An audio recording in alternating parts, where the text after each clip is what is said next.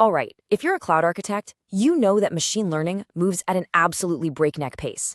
So let's demystify one of the biggest decisions you have to make, picking the right compute architecture for ML on Azure. Honestly, this choice can make or break your team's entire innovation speed. So picture this. Your data science team comes to you, they're excited, they have a brand new model, and they need compute. And not just a little bit of it, a lot of it. The decision you're about to make isn't just about spinning up a server. Nope. It's going to define your project's cost, its speed, and your team's whole workflow. No pressure, right? Okay, so before we dive into the different kinds of compute, we have to talk about the foundation for everything, Azure Machine Learning. Now, this isn't just another option on the list. Think of it as your workbench, your command center that brings some much-needed order to all the chaos. It's the hub for the entire ML lifecycle.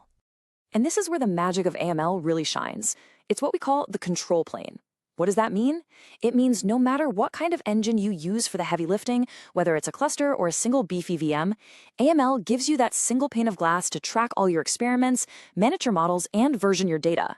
It's absolutely key for good governance and, being able to reproduce your results later.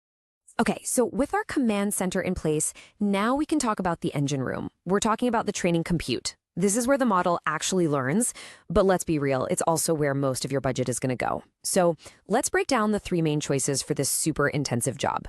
First up, you've got Azure Machine Learning Compute Clusters. I like to call this the managed fleet. For most situations, this is going to be your default, your go-to option. Why? Because it's a fully managed service that just handles all the auto-scaling for you. If your team wants to focus on data science and not on managing infrastructure, you start right here.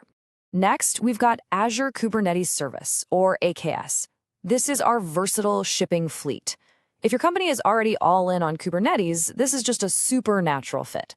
You can attach an existing AKS cluster right to your AML workspace, and boom, you've just unified your MLOps and your regular application DevOps into one consistent, portable environment. And then there's option number 3, good old virtual machines, especially those super powerful GPU-enabled ones. This is your custom-built race car.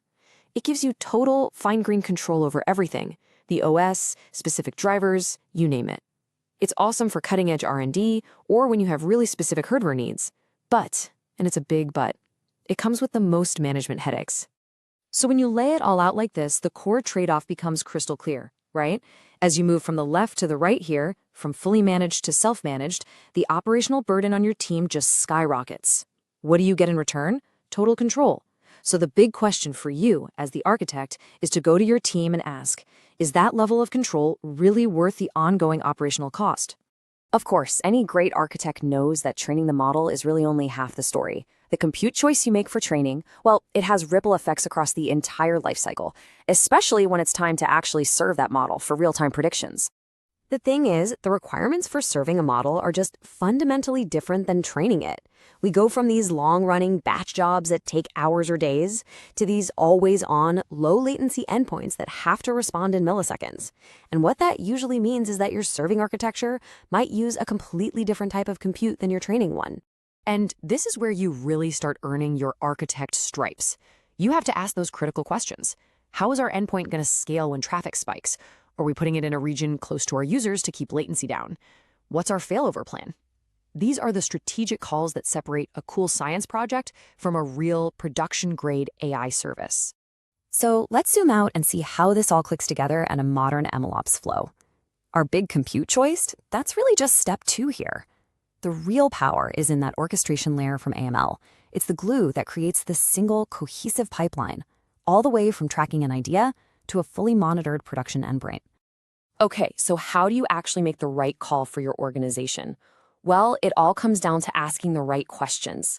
We've put together a little framework here to help you, the architect, lead that all-important conversation with your data science and DevOps teams. Let's just walk through this really quick. First, how big and complex are these training jobs going to be? If they're massive, a dedicated VM might be the only way. Then, when a team says they need customization, dig in.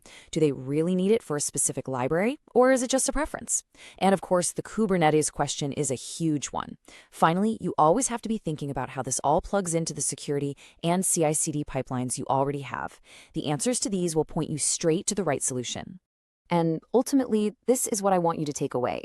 Your role as an architect isn't just about provisioning servers. It's about building a platform that removes friction, a platform that lets your data scientists experiment, fail, learn, and deploy real value to the business faster than ever before. So, I'll leave you with this one question to think about.